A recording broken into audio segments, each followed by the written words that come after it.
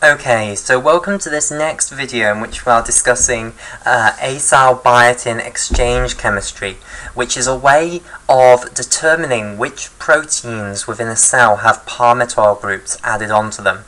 So remember, to summarize what we've done so far is that we've taken our protein sample, and initially what we've done is neutralized all of the free cysteine residues within all of the proteins within our protein sample. We've done this by reacting them with N-ethylmelamide. Then what we did is we split our protein sample into two, and into one test tube we added hydroxylamine. Okay, and hydroxylamine is then going to break off the palmitoyl groups that are bound to cysteine residues in proteins. Okay, and this will regenerate those cysteine residues in their original form.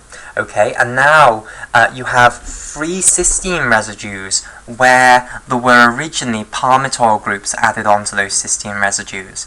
And the cysteine residues that were originally free are now not free because they have N-ethylmelamide bound to them, and the hydroxylamine does not affect the binding of N-ethylmelamide.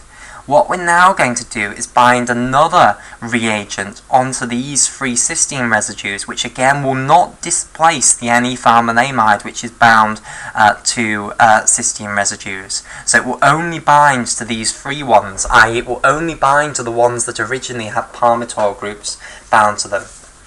Okay, now this molecule is based on biotin. Okay, so it has a biotin moiety within it. Okay, so I want to show you the structure of biotin, not least because this is a good opportunity to revise one of the B vitamins. Okay, so biotin. Biotin is vitamin B7. It's another name for vitamin B7. And let me now show you the structure of vitamin B7. Okay, so it has two 5-membered rings that are joined together. Okay, and I've already made a mistake. These need to have nitrogens here. Whoops. Right. Okay, in fact I'm going to start again. That looks awful now. So we'll draw it here. Okay, so it's got two 5-membered rings, like so. And there are nitrogens here. Okay, and it joins down like so. And then off this member up here you have a carbonyl group. Okay, off both of these nitrogens you have a hydrogen, and of course I'm drawing a skeletal formula again. Okay, so we don't show carbons and we don't show hydrogens coming off carbon atoms.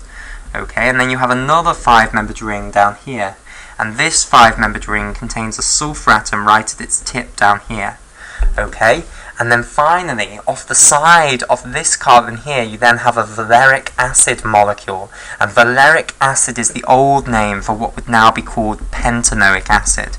Okay, so valeric acid, just like palmitic acid is the old name for hexadecanoic acid, valeric acid is the name for the 5-carbon carboxylic acid, which would now be called pentanoic acid.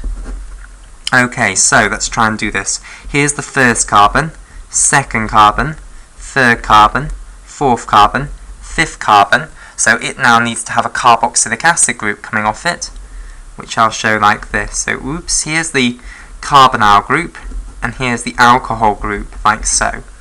Right, so that now is the structure of biotin, which is vitamin B7.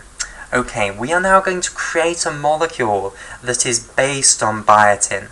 Okay, and this molecule is usually abbreviated to BMCC for short.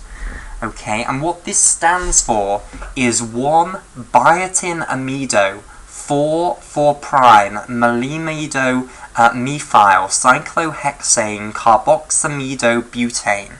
And don't worry, I will take you through it step by step, so we'll build up to its full name. For now, we'll just call it BMCC. Okay, so we have biotin, so that's a start. Okay, now what we want to see is what is 4'-malimidomethyl cyclohexane carboxamido. Okay, so we're going to build up to that bit now. Right, so we know what melamide is, so let's start by drawing melamide. In fact, I'll write out what we're going to draw. We are going to draw something that is called 4', and then it's malimido. Okay, so malimido, and then methyl. Okay, and that's all in brackets. and then it's cyclohexane. Whoops, I've missed off the C, but I can think that looks as though I've rescued it. So there we go. 4' malimido-methyl cyclohexane, and then it's carboxamido.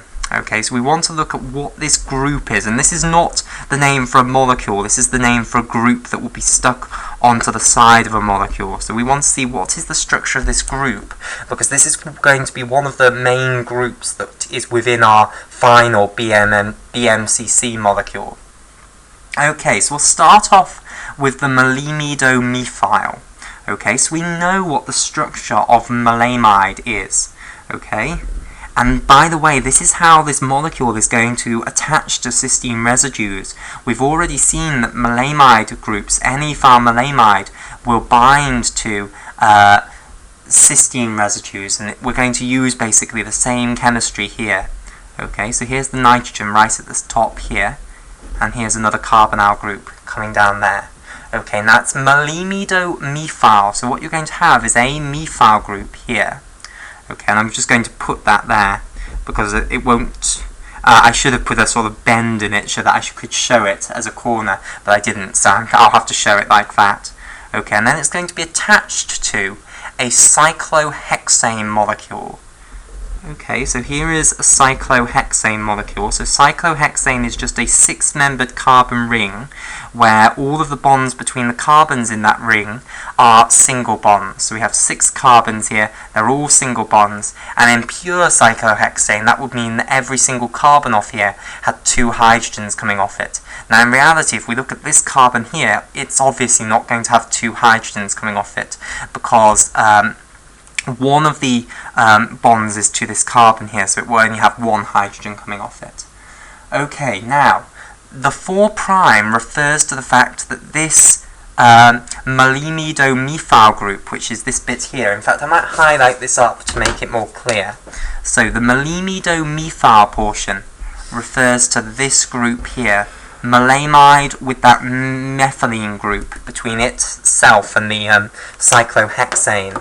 Okay, the 4' refers to the fact that we are going to later, when we're talking about the structure of BMCC, we're going to call this 4', this carbon 4'. Now you might be wondering, well, why is it prime? Well, it's because when we look at the structure of BMCC, the initial numbering system, okay, so number 4 will not refer to number 4, the 4th carbon of the cyclohexane ring. It will refer to the 4th carbon of something else, okay, as you'll see in a moment. So we use the prime numbering system for the numbering of this cyclohexane ring within this molecule. Okay, and you might be wondering, well, why is that 4? Well, because this carbon is going to be considered number 1, and this carbon is then going to have the carboxamido group coming off it. Okay, so let me draw that. So it's going to be a carboxylic acid group, and then the amido means that it's going to be an amide link here, and then this nitrogen will be linked to something else. So remember I said this wasn't a complete molecule, this was a group, so we're going to stick this onto our BMCC molecule. It's going to be within our BMCC molecule. Okay, so let me continue with my highlighting. So the cyclohexane refers to this molecule here. Okay, and then the carboxamido, okay, here, refers to this bit here. Okay, right, so now I think I am ready to draw, well, to give you the name, the full name of BMCC, okay, and hopefully you'll see that this portion that we've just handled is actually a major part of the scariness of the name of BMCC. Right, so the full name for BMCC, this molecule that we are going to use, is 1-biotin amido.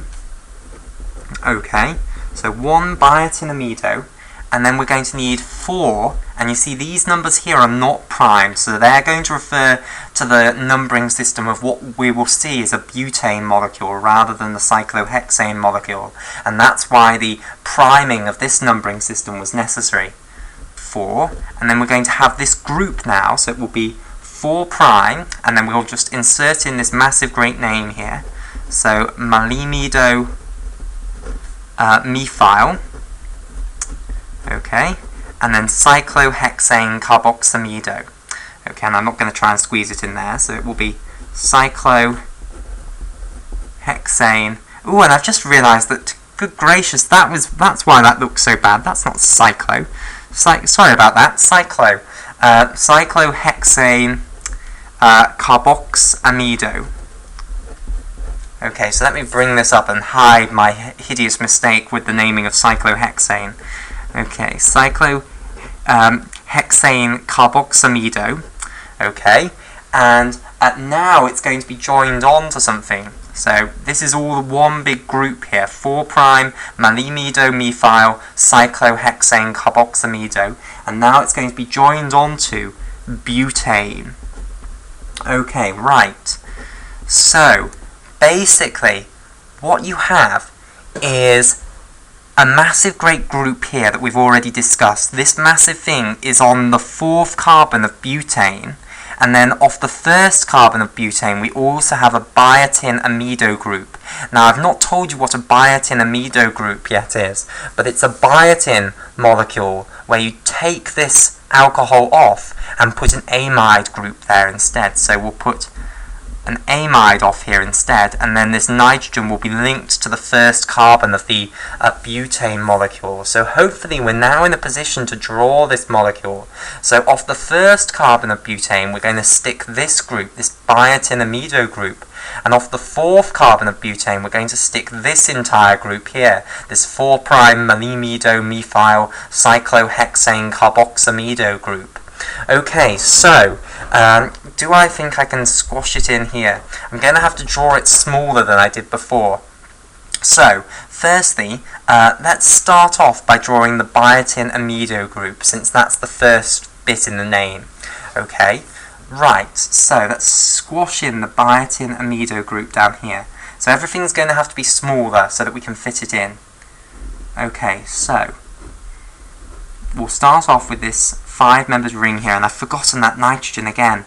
Okay, so here is a nitrogen here. Even when I'm copying it off a page, I can't get it right.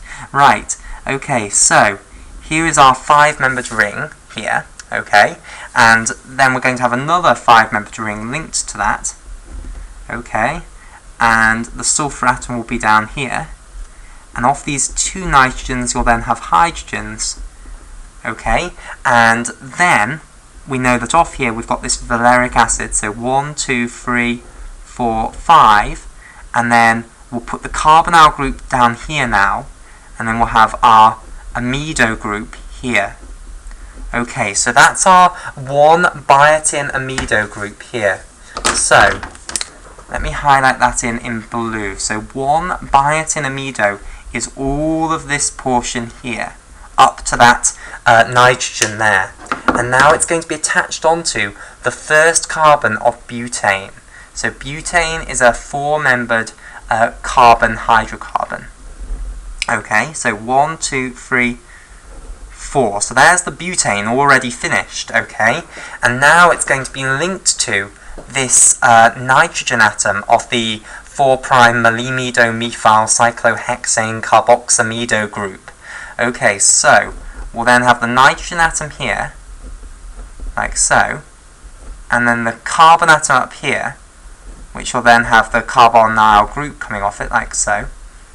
Okay, and then we'll draw the cyclohexane in a moment. So let me just highlight things in now. So here in the middle, 1, 2, 3, 4 carbons, you then have the butane. Okay, and then off the 4th carbon, which is this numbering system here, so I might put that as part of the butane numbering system as well, you'll then have the 4' malimido methyl cyclohexane carbamido group. Okay, so we need to draw our cyclohexane here. So here is this 6-membered carbon ring. Okay, then we need our methylene group, which connects this cyclohexane to the malamide group over here. Okay, so here is the nitrogen, and then here is the 5-membered ring here. Okay, and you'll have a double bond there, and you'll have a carbonyl group here. Then you'll also have a carbonyl group off here. Okay, so now this is the structure of 1-biotin amido 4,4' malimido methyl cyclohexane carboxamido butane. Okay, but for short this will be abbreviated to B for biotin amido, M for malimido methyl, okay, C for cyclohexane, and then C for carboxamido butane. So BMCC. Okay, right. Now, we are basically going to link this molecule onto cysteine residues. So we're now going to mix this into both of our test tubes, and that is the thing that you might not have expected. We're going to put it into both of them. Okay, so remember we had two test tubes, a control, and then another one which we'd actually added hydroxylamine to. Okay, so the one which we've added hydroxylamine to now has free cysteine residues on the proteins, and these free cysteine residues are the ones which have had palmitoyl groups removed off them. The one which did not have hydroxylamine added into it, i.e. the control test tube, that has no free cysteine residues because all of them had got any phenethylamide bound to them or palmitoyl groups bound to them. Okay, so this molecule should only react in the test tube which has had hydroxylamine added into it, basically. Okay, so what's going to happen is it's now going to react with free cysteine residues. Now, I do not want to have to draw this structure again, so I'm going to show it bound to the cysteine. I'm going to use the same structure that I've just drawn bound to the cysteine residue. So again, what's going to happen is when you mix this into the test tube into which we have added hydroxylamine and therefore have free cysteine residues, what will happen is this malamide group over here is going to react with those phyl groups on the cysteine residues in exactly the same way as we've seen previously. Okay, so if I draw a cysteine residue here, here's the amino group, here's the alpha carbon with a hydrogen coming off it, here's the carboxylic acid group here, okay, and then here is the R group, so the methylene group, and then it would have a phyl group off, but of course we've taken the hydrogen off that sulfur We are also going to break the second of these two bonds between those two carbons there. We're going to bind this carbon to the sulfur atom, and this carbon will then be bound to the hydrogen that came off the sulfur atom. Okay, and hence this molecule, this BMCC molecule, is going to get added onto our proteins which have had palmitoyl groups removed off them. Okay, so it's going to be added onto these proteins that have got free cysteine residues because the hydroxylamine has taken the palmitoyl groups off of them. Okay, now what we're going to do is detect these BMCC molecules on those proteins, and hence we can conclude that those proteins had palmitoyl groups bound to them. Okay, and we'll see how in the next video.